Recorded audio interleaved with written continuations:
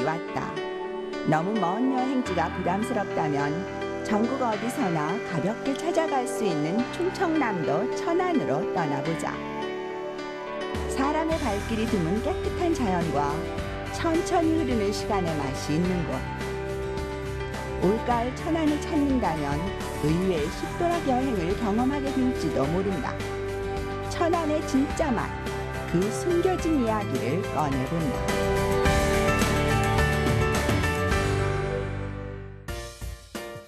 천안의 명물이라면 사람들은 열이면 열, 호두과자를 떠올린다. 그렇다.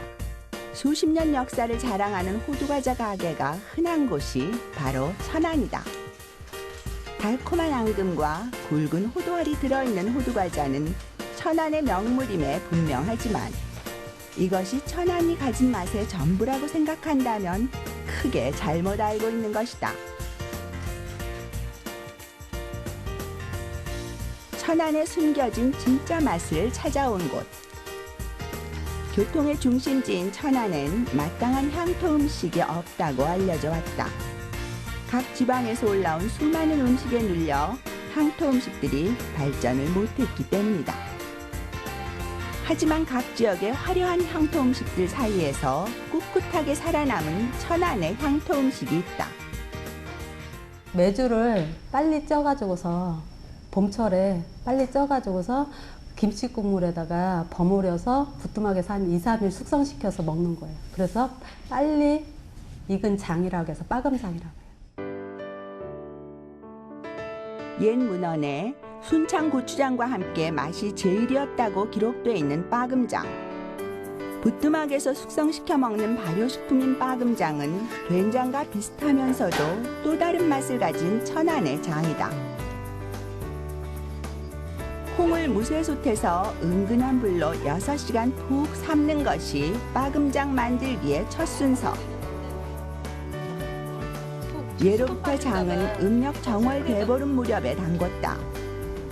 그래서 이른 봄엔 된장이 부족한 집이 많았는데 그때 등장한 것이 바로 이 빠금장이다. 빠금장은 메주를 직접 빻아 장을 만들었다고 해서 빠게장 또는 빰장 등으로 불리기도 했다. 옛날 빠금장은 이제 김치 국물에다가 이렇게 버무려서 먹었으니까 시큼한 맛도 나고 약간 이제 김치국 끓였다는 생각이 그런 맛이라면 요즘에 담그는 빠금장은 이제 다시마 육수를 빼가지고 김치 국물 대신 다시마를 사용해가지고서 담그니까 약간 신맛은 없어지면서 담백하면서도 단맛이 많이 나죠. 구수하고 부드러운 콩을 네모나게 빚어 메주를 만든다. 틀에서 꺼낸 후에도 여러 번 손으로 어르고 다져서 모양을 만든다. 콩 사이사이에 빈 공간이 생기지 않도록 두드리는 작업이다.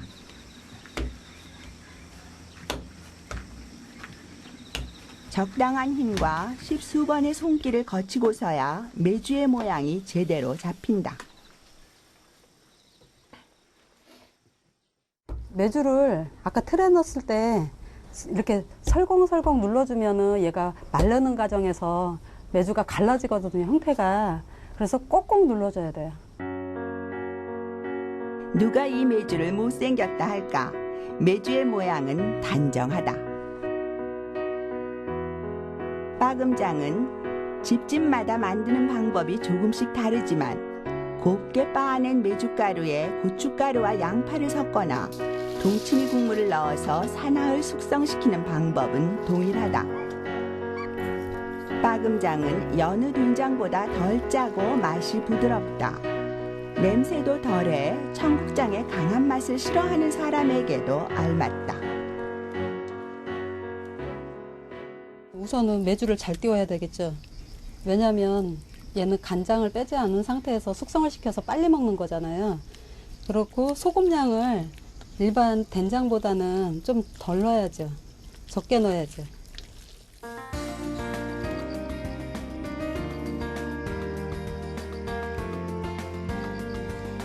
최근에는 대중적인 입맛에 맞춘 현대식 빠금장도 개발되고 있는데 톡 쏘는 동치미 국물 대신 부드러운 맛의 다시마 육수와 고춧가루를 넣어 만드는 것이다.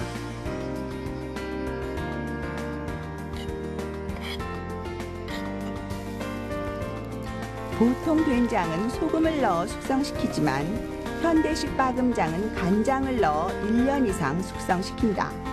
깊은 맛을 내면서도 염도가 낮은 것이 빠금장의 특징.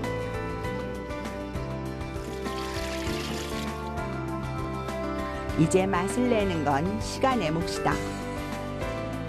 된장으로 할 수 있는 요리는 모든 빠금장으로도 가능하다. 된장을 먹으면 아 짜다 이런데 빠금장을 먹으면 심심하면서도 맛있네 이런 생각이 들어요. 맵지 않은 오이고추를 짧게 썰어 씨를 파낸다. 빈 그릇에 찐 단호박의 속과 호두, 달달한 조청을 넣는다. 마지막으로 숙성된 빠금장을 넣어 섞은 다음 고추 속을 꼭꼭 채운다. 아삭하고 고소한 빠금장 풋고추.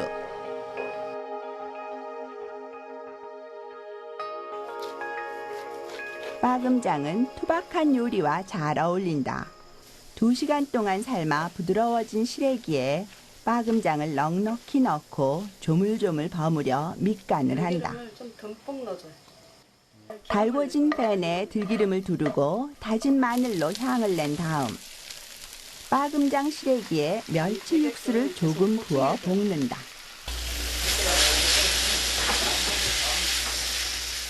얘가 졸아지면서 줄기에 간이 되니까 얘가 싱거워지거든요. 그때 조금 더 한 번 더 양념을 보충해 주는 거죠.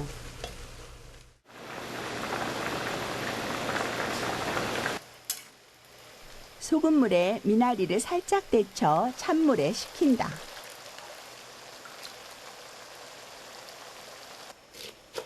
싱싱한 초록빛이 살아있는 미나리에 다진 마늘과 빠금장을 넣고 무치면 향긋한 미나리 향과 고소한 빠금장 맛이 어우러진 미나리 무침이 된다.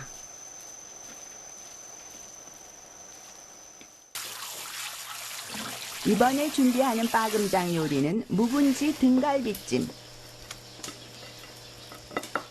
등갈비는 정종에다가 생강을 넣고서 한번 핏물을 빼줘요. 그리고 묵은지는 한번 고춧가루를 물에 헹궈 가지고서 이렇게 깨끗하게 씻어주고. 먼저 씻은 묵은지에 다진 마늘과 빠금장을 발라 간을 한다. 등갈비 양념도 빠금장이 기본인데 입맛에 따라 잡냄새를 없애는 청주와 달콤한 조청 등으로 맛을 더한다. 육수가 이렇게 끓면은 이렇게 소볼 양념한 거를 얹어줘요.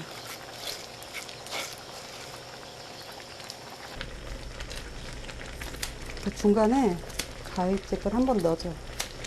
이제 고기를 익히기 위해서 이제 고기가 밑으로 가고 얘로 위로 얹어주는 거야 이렇게. 등갈비가 익으면 붉은 고추와 파를 올려 마무리한다. 빠금장으로 맛을 내는 장떡도 있는데 양파와 감자를 갈아 찹쌀가루, 빠금장을 섞어 만드는 부침개다. 감자와 양파를 섞으면 맛도 좋고 갈변도 방지할 수 있다. 장떡하면 고추장을 많이 연상하잖아요. 근데 여기다가 고추장 대신 빠금장을 넣을 거예요, 이렇게.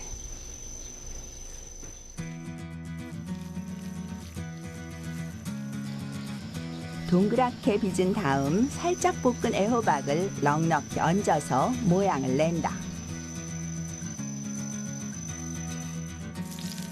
무쇠팬에 기름을 두르고 무로 문지르면 기름이 고루 발려서 반죽이 쉽게 들러붙지 않는다. 3분의 2 정도 익을 때까지 뒤집어 두지 말아야 돼요. 아랫부분을 충분히 익힌 다음에 뒤집어주면 고명으로 얹은 호박의 모양과 색을 잘 살릴 수 있다. 일반 전보다는 약한 불에서 좀 오랫동안 익혀줘야 돼요. 왜냐면 감자에 아무리 감자를 갈았다고 해도 그 설광설광한 감자의 그 식감을 잡아주려면 좀 더 많이 익혀주는 게 좋겠죠. 물을 전혀 넣지 않아 차지고 진한 맛이 나는 빠금장 장떡. 콩가루를 묻힌 부추와 가지를 숨이 죽을 만큼만 살짝 찐다. 부추는 향이 강하고 가지는 보라색 색소가 빠지잖아요. 그러면은 호박에 보라색 색이 엉성하게 배고 하면 식감도 떨어지고 향도 그렇고요. 고소한 콩가루로 버무린 부추 가지찜. 여기에 빠금장 소스를 찍어 먹으면 간단한 별미가 된다. 익으면은 그때서 이제 나머지 야채를 넣으면 되는 거예요. 마늘을 넣고 빠금장의 가장 대표적인 음식은 역시 구수한 빠금장 찌개. 빠금장은 일반 된장보다도 나트륨이 적어요. 그래서 저염식품이라고 하거든요. 그리고 일반 된장보다도 유산균이 많이 들어있어서 그래서 저는 빠금장을 많이 쓰고 있어요. 이름은 생소하지만 완성된 음식들은 된장으로 만든 그것들을 떠올리게 한다.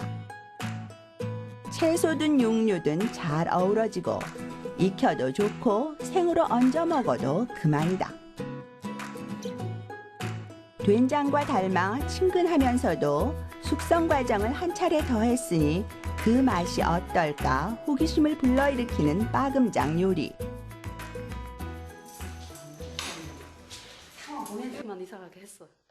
구수한 빠금장과 좋은 솜씨가 만나 한상 넉넉히 차렸으니 젓가락이 바빠진다.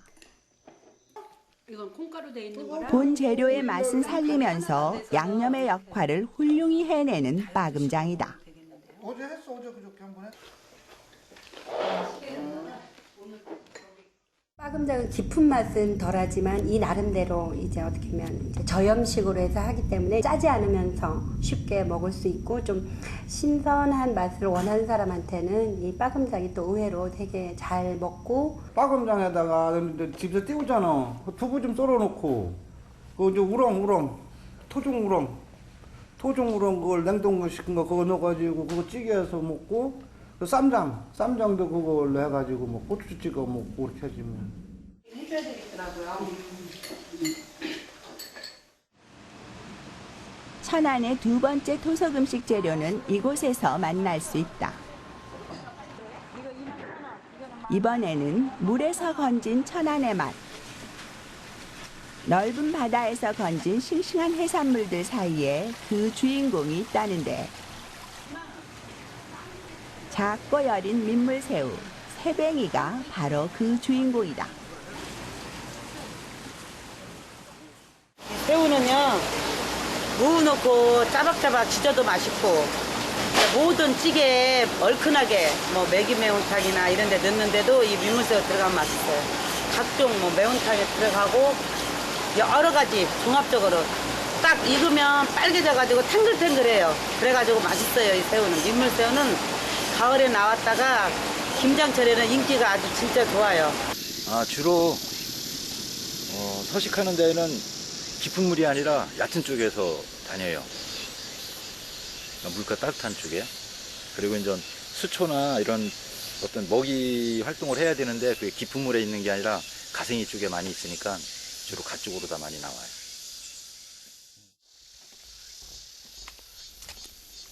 젓갈로 많이 먹는 토하의 다른 이름이기도 한 새뱅이는 주로 시골 도랑물에서 잡힌다. 새뱅이는 청정한 물에서만 자라는 귀한 새우인데, 소쿠리에 솔잎을 깔아 바위틈이나 수초 주변에 넣었다가 2~3시간 뒤에 꺼내면 새뱅이를 건질 수가 있다. 하지만 그 양이 적어 한 끼 별미로 맛볼 수 있는 정도다. 새뱅이는 우리나라와 일본에서 주로 많이 먹는 새우인데 다른 새우에 비해 껍질이 투명하고 단단하다. 낡았는데 지금은 뭐 잡기가 힘드니까 달라는 사람은 많고 줄 양은 부족하고 그래요.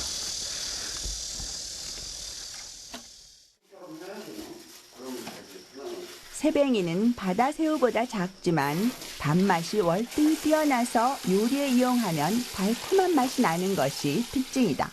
지금은 이렇게 연못이라고 하는데 옛날에는 이렇게 웅덩이 있죠. 그런 데서 새우가 많이 살았죠. 그래서 잡아다가 매운탕 끓이고 조림해 먹고 부침개 해서 먹고. 그 값도 다른 민물 새우에 비해 월등 비싼데 비싼 가격에도 불구하고 없어서 못 먹는다는 새뱅이의 맛은 어떨까? 먼저 나박나박 썬 무와 새뱅이를 듬뿍 준비한다. 여기에 데친 우거지도 넉넉히 올린다. 색감을 살리고 칼칼한 맛을 내는 고추도 썰어 넣고 깊은 맛을 더할 고추장과 고춧가루를 풀어 끓인다. 그 자체만도 새뱅이만으로도 이렇게 단맛이 구수하고 단맛이 있기 때문에 다른 재료가 안 들어가도 맛있죠. 이것이 바로 천안의 두 번째 토속 음식 새뱅이찌개다. 얼큰하면서도 시원한 새뱅이찌개에 수제비를 넣어 먹는데 칼칼하고 개운한 국물과 쫀득한 수제비의 식감이 아주 잘 어울린다. 밥 반찬으로도 훌륭하지만 수제비를 넣어 한 그릇이면 든든한 한 끼가 되는 요리다. 새뱅이찌개와 비슷한 듯 다른 맛을 내는 새뱅이 조림도 있다. 찌개와 재료는 거의 비슷하지만 물을 조금 넣어 양념에 졸여 먹는 음식이다. 찌개와 조림의 가장 큰 차이는 바로 고추장. 새뱅이 조림엔 일반 고추장보다 구수한 맛을 내는 보리고추장을 사용한다. 보리고추장은 이제 매운탕에도 물론 많이 끓여 먹지만요. 일반 이제 쌈장 할 때 된장하고 섞어서 쌈장도 만들고요. 또 이렇게 나물 무칠 때 봄나물 이제 뭐 냉이나 미나리 그런 거 무칠 때도 좋고요. 또 고추잎 날 때 고추잎도 나물로 무쳐도 참 맛있어요. 새뱅이는 찌개로 가장 즐겨 먹지만 그 달콤한 맛을 잘 살리는 조리법은 따로 있다. 바로 새뱅이 부침개. 부추와 애호박을 썰어 넣고 반죽을 만든다. 식감을 좋게 하기 위해 새뱅이의 수염과 뿔은 제거한다. 평범한 부침개 재료에 손질을 마친 새뱅이를 넣기만 하면 전혀 색다른 맛의 새뱅이 부침개가 되는 것이다.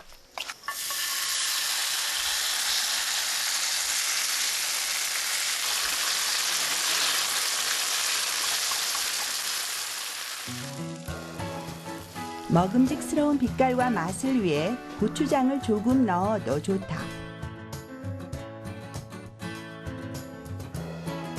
비록 작은 새뱅이지만 그 달콤한 감칠맛은 상 하나를 충분히 채우고도 남는다. 풍성한 새뱅이 요리에 미리 담궈둔 새뱅이 젓까지 더하니 밥도둑이 따로 없다. 천안의 맑은 물이 선물해준 밥상. 그 깨끗한 맛이 그대로 전해지는 것 같다. 새뱅이는 천안 토박이들에겐 어린 시절 추억의 맛이기도 하다. 금세 뚝딱 비워지는 밥그릇.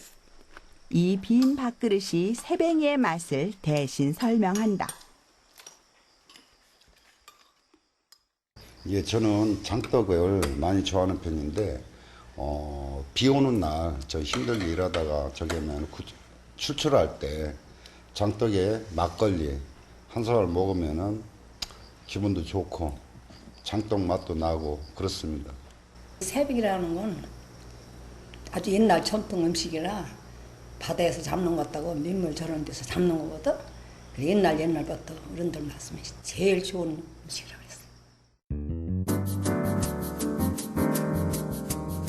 천안, 그 이름처럼 하늘도 편하고 땅도 편하고 더불어 사람도 편한 곳. 천안에는 그동안 우리가 알고 있었던 것보다 훨씬 더 많은 이야기와 즐거운 맛이 기다리고 있다. 하늘이 높아지고 맑은 바람이 부는 계절. 맛있는 기대를 품고 천안으로 떠나보는 건 어떨까?